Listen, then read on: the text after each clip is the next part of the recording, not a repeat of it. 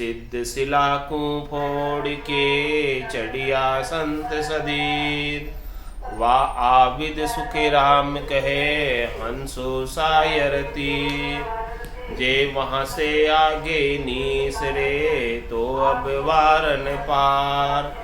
निर्भय सो सुखी राम कहे बैठो हंस विचार। दिन दिन हंस हुए दूबड़ो खीण पड़े सब देह।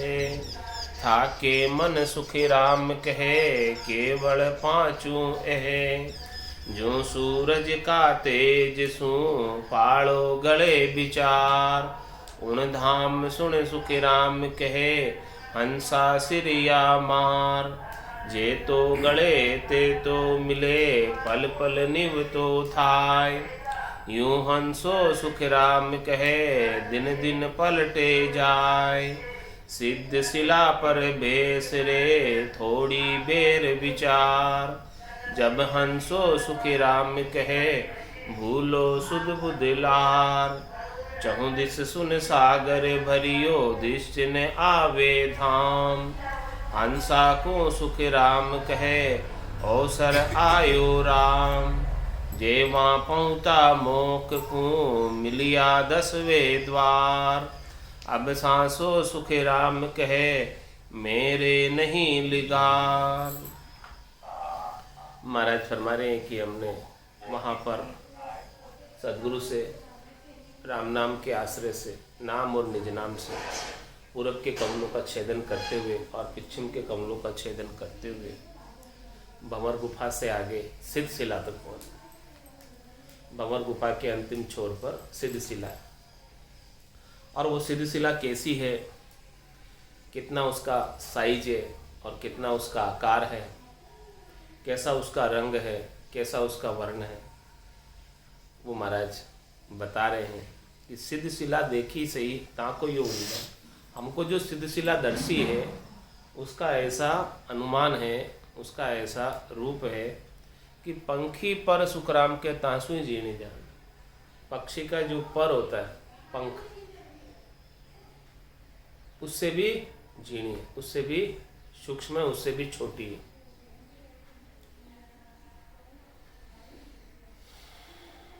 और 14 लोक में सब आयो इन हेठ। वा फोड़िया सुख राम कहे हुए सायब सु भेंट। और वो कहाँ है, एकदम शिखर पर है, टॉप पर है, इतनी सी जीनी। लेकिन महाराज फरमाने कि सब 3 लोक 14 भवन उसके हेठे है, छोटी सी, उसका आकार कोई बड़ा नहीं है, पंखी के पर के समान है, इतनी सी है बस। लेकिन 3 लोक 14 भवन उसके हेठे आए, सब उसके नीचे और वो ऊपर है। तो वहां फोड़िया सुखराम के हुए साहेब सुबेट, बस वही अंतिम चीज है। उसको कोई फोड़ ले सिद्ध शिला को, जो इतनी जीणी है, इतनी सूक्ष्म है, इतनी छोटी है कि उसको फोड़ते ही साहेब से भेंट हो जाती।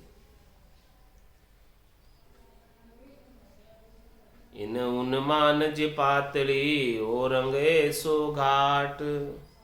चांदी से ती सुख राम कहे तासक सुन घर जाट। इसका वर्ण कैसा है, कितनी पतली है, इसका रंग कैसा है कि इसका चांदी से ती वर्ण, श्वेत वर्ण है, चांदी की जैसी दिखती है, सफेद रंग की है सिद्ध शिला। स्फटिक शिला एकदम सफेद दिख रही है। और इसका जो साइज है, इसका जो आकार है, वो तासक सुन गर जाट। जाट के घर में तासक होती है, थाली, तासक की जैसे, थाली की जैसे। और गोल गट दर से सही खूणो एक न होय। बिल्कुल गोल है, चौकुट नहीं है। चौकुट के तो 4 खूणे होते हैं और न त्रिकुट है, उसके 3 खूणे होते हैं, लेकिन ये तो एकदम गोल है। राउंड है, चक्राकार है। तो गोल गट दर से सही खूणो एक न होय, कोई खूणा ही नहीं है उसके। सिद्ध शिला सुख राम कहे ऐसी दी से मोय, ऐसी दिख रही है सूक्ष्म है, छोटी है। 3 लोग 14 भवन उसके हेठे आ रखे हैं। वो सबसे टॉप पर है और उसको फोड़ने पर साहेब से भेंट हो जाती। और उसके खूणा एक भी नहीं है, गोल गट है एकदम। तो वो पकड़ में भी नहीं आती। तो महाराज हमारे इसको कैसे फोड़े? वा माथा सु फोड़नी दूजो नाय उपाय, सूराही सुख राम कहे वहां टकाना आए। ये माथे के ऊपर है, टॉप पर है। तो माथे के ऊपर से इसको फोड़नी है। वह माथासु फोड़नी दूजो नाय उपाय, इसका और कोई फोड़ने का दूसरा उपाय नहीं।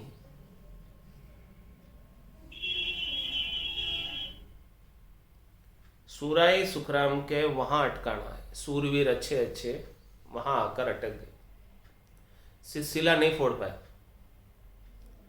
तो जब तक सिलसिला नहीं फोड़ पाएंगे तब तक साहेब से भेंट नहीं होगी।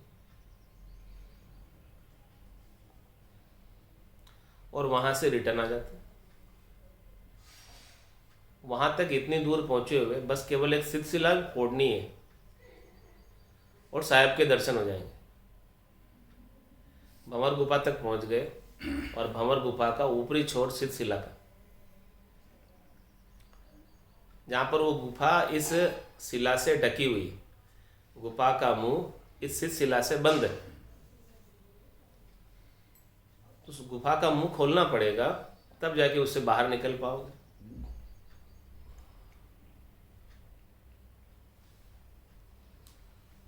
तो महाराज फरमा रहे अच्छे अच्छे सूरवीर भी इस शिला को नहीं फोड़ पाए। ये शिला जो है शरीर के अंदर तो गटपटचों में ऐसी दर्शाई गई, और बाहर इसका अनुमान कैसा है, बाहर इसका रूप कैसा है।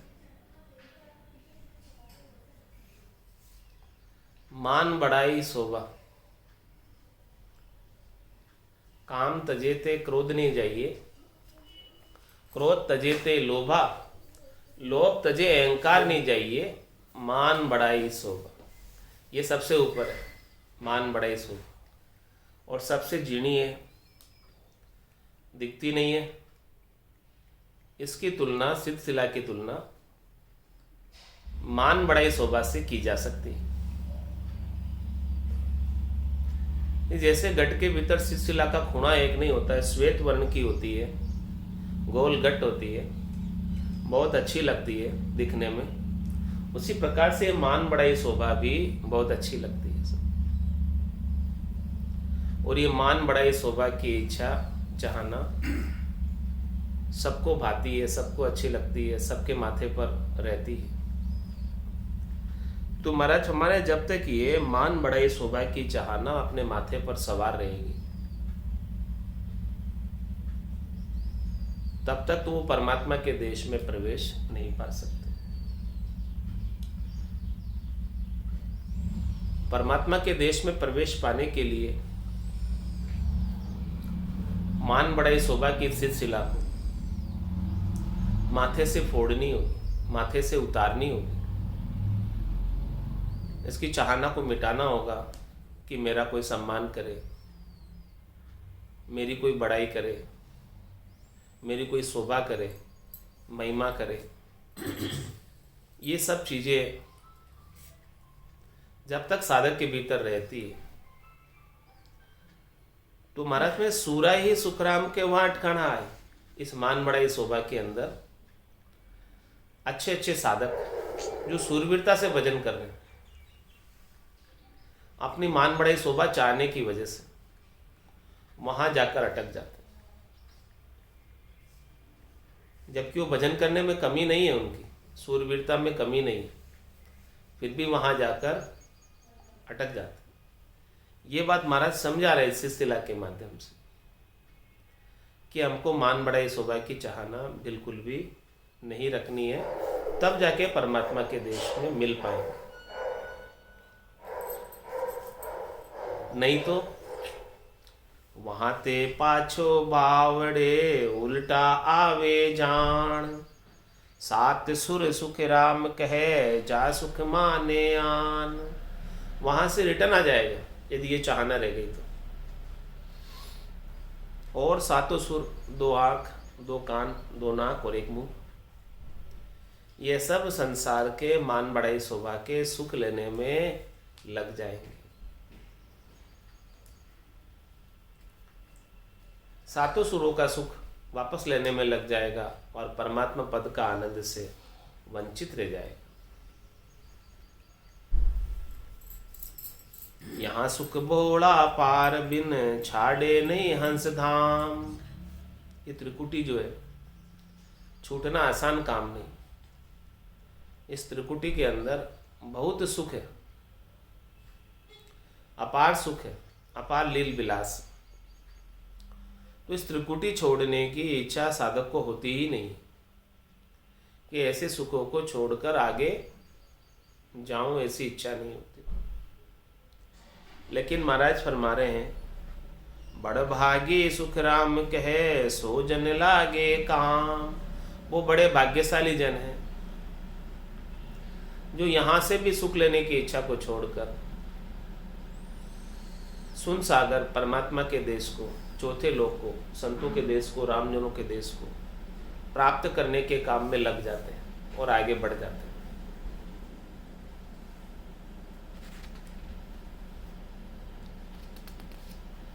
सिद्ध शिला को फोड़ के चढ़िया संत सधीर,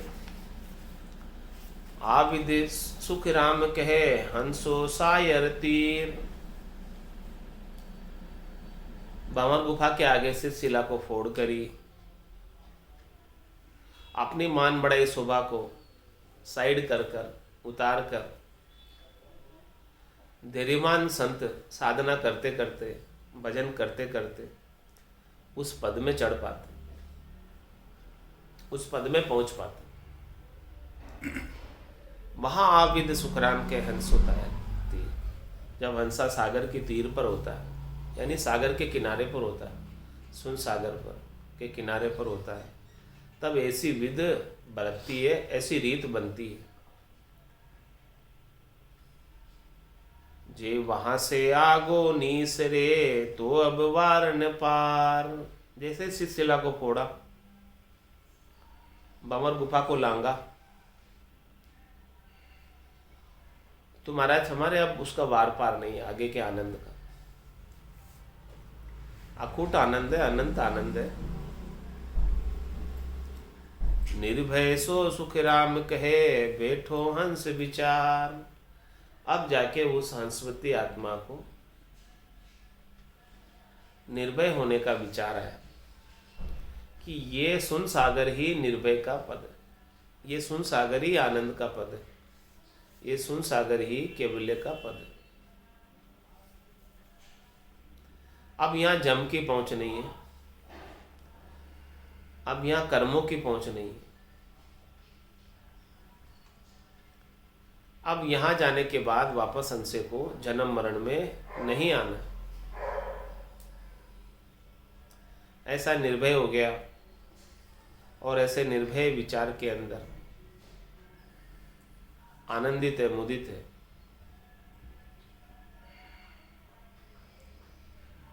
दिन दिन हंस हुए दूबड़ो खीण पड़े सब देह। थाके मन सुख राम कहे केवल पांचू एह।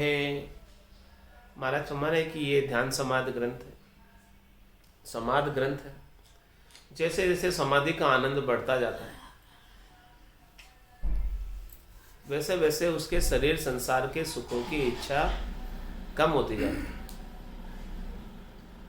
दिन दिन हंस हुए दूबड़ो, तो शरीर संसार के सुखों से दुर्बल हो जाता है, चाहना उसकी घटती जाती है और क्षीण पड़े सब देह, सभी प्रकार की देह क्षीण हो जाती है। देहाध्यास छूटने लगता है, स्थूल शरीर का, सूक्ष्म शरीर का, कारण शरीर का, महाकारण शरीर का, चारों ही देहों से सुख लेने की इच्छा का भान कम होता जाता है। दिन दिन हंस सुबह दूबड़ो, क्षीण पड़े सब देह, और थाके मन सुखे राम कहे, केवल पांचों है। और महाराज हमारे कि ये पांचों विषय रस भी स्वतः ही थक जाते हैं, और पांचों इंद्रियों का, 5 ज्ञानेंद्रियों का, 5 कर्मेंद्रियों का, 5 विषय रस का राजा मन, वो भी थक जाता है, वो भी आनंद लेने में लग जाता है।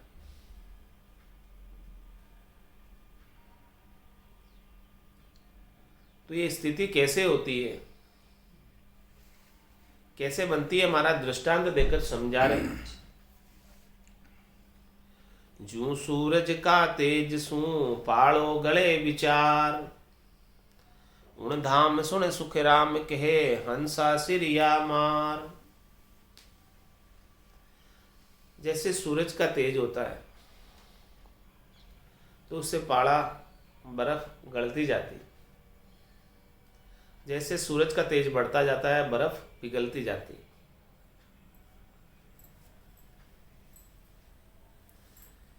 ऐसे ही महाराज फरमा रहे हैं कि ब्रह्म का तेज बढ़ता है, भजन का तेज बढ़ता है, साधन का तेज बढ़ता है, निज नाम का तेज बढ़ता है, तो उसका जो शरीर संसार के सुखों की इच्छा का पाड़ा है, बर्फ है, वो गलती जाती है।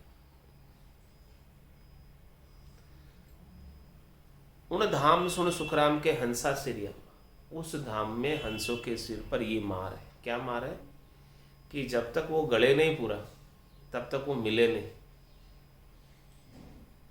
जब तक शरीर संसार से सुख लेने की इच्छा पूर्णतया समाप्त नहीं हो जाए, पूर्णतया गल नहीं जाए, तब तक वो सुन सागर में, परम धाम में, निज घर में प्रवेश नहीं कर सकते। क्योंकि वहां तो इच्छा से रहित, चाहने से रहित, आशा से रहित, मनोरथ मनोकामना संकल्प विकल्प से रहित होकर ही जा सकते। और जब तक ये घट के भीतर बनी हुई है कुछ भी, थोड़ी सी भी लेश मात्र भी, तब तक महाराज हमारे कि वो हंसा उस सुन सागर का आनंद लेने से वंचित रह जाता है। ये मार है। उन धाम सुन सुख राम के, हंसा सिरिया मार। ये हंसे के सिर पर मार है कि उस देश का आनंद लेने से वो वंचित रह रहा है। उसके पीछे कारण ये है कि 3 लोक से उसकी उदासीनता पूर्णतः आई नहीं। 3 लोक सु भया उदासी, जे जन अमर लोक का वासी। तो महाराज हमारे जे तो गले ते तो मिले, पल पल न्यू तो थाय। यूं हंसो सुख राम के, दिन दिन पलटे जाए। वो जितना गलेगा उतना उसमें मिल जाएगा। पाड़ा बर्फ किसका बना हुआ है? जल का ही बना हुआ है, पानी का ही बना हुआ है। और जैसे ही सूरज का तेज आता है तो वो बर्फ पिघलती जाती है और वापस पानी होती जाती है। तो ये जीवात्मा परमात्मा का ही अंश है, लेकिन इसने बर्फ का आकार ले लिया, शरीर का आकार ले लिया। अब जैसे जैसे उसके गट के भीतर भजन का तेज बढ़ता जाता है, परमात्मा के नाम और निज नाम का आनंद बढ़ता जाता है, ब्रह्म की अग्नि बढ़ती जाती है, वैसे वैसे इसका जीव भाव घटता जाता है। शरीर संसार से सुखों के प्रति आसक्ति कम होती जाती है, और जितना जितना गढ़ता है उतना उतना वापस शुद्ध चेतन होकर जल रूप हो जाता है, परमात्मा रूप हो जाता है और परमात्मा में मिल जाता है। जीव पड़ा घटता जाता है और शुद्ध आत्मा परमात्मा में मिलती जाती। तो जे तो गले ते तो मिले, पल पल न्यू तो थाय। पल पल कम होता जाता है, न्यूता जाता है, झुकता जाता है, मिलता जाता है, ज़्यादा से ज़्यादा मिलता जाता है। यूं हंसो सुख राम कहे दिन दिन पलटे जोय। इस प्रकार से देखो कि वो हंसवती आत्मा प्रतिदिन प्रतिदिन प्रतिदिन पलटती जाती है, प्रतिदिन आगे से आगे साधना जैसे बढ़ती जाती है, भजन का आनंद जैसे जैसे बढ़ता जाता है, वैसे वैसे वो गढ़ती जाती है और परमात्मा पद में मिलती जाती है। सिद्ध शिला पर बेस रे थोड़ी बेर विचार, जब हंसो सुख राम कहे भूलो सुध बुदलार। सिद्ध शिला पर जब बैठा तो थोड़ी देर ऐसा विचार आया। सुन सागर का किनारा है सिद्ध शिला, इस किनारे पर बैठा तो देखा आगे दृष्टि पसार के सब जगह सुन सागर ही सुन सागर है, सुनने के सिवाय कुछ भी नहीं। ऐसा देख कर भूलो सुध-बुध लाल, संसार की सारी सुध-बुध भूल गया, शरीर संसार के सुखों का भान भूल गया, अपने जीव होने का भान भी भूल गया।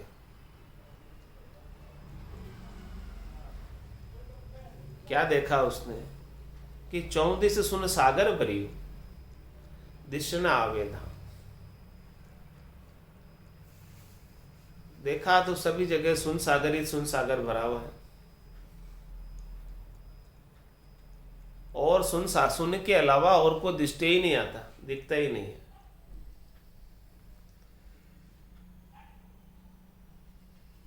अब ऐसी स्थिति बन गई कि परमात्मा के सिवाय अन्य माया का कोई भी चीज दिखती नहीं। 34 सुन सागर भरियो दिष्ट न आवे धाम, हंसा को सुखराम के अवसर आयो राम। ऐसे हंसवती आत्मा का राम जी से मिलने का अवसर आ गया, मौका आ गया। अब तो वो सुन परमात्मा के अंदर मिल रहा है।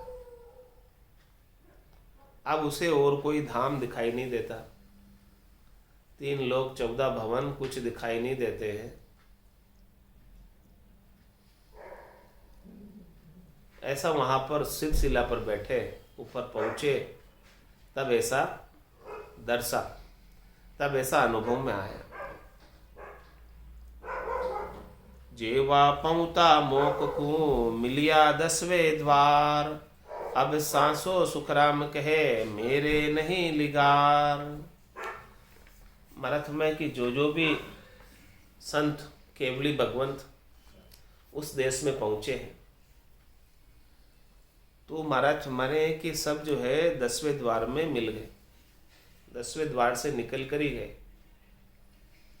अनंत कोट संतन का मेला, 10वें द्वार करे हंस केला, और अनंत कोट संतन का मेला। तो जेवा पहुंता मोक को मिलिया 10वें द्वार। जो कोई भी गए हैं मोक्ष में, सब 10वें द्वार का छेदन करके ही गए, सब 10वें द्वार को खोल के ही गए। और हम भी 10वें द्वार से ही जा रहे हैं, हम भी भंवर गुफा और सिद्ध शिला को फोड़ कर जा रहे हैं। तो जेवा पहुंता मोक को मिलिया 10वें द्वार। 10वें द्वार के अलावा 9 द्वारों से कोई जीव जाता है तो मोक्ष में नहीं जाता। तो मोक्ष में गए जो कोई भी, तो सब 10वें द्वार से गए।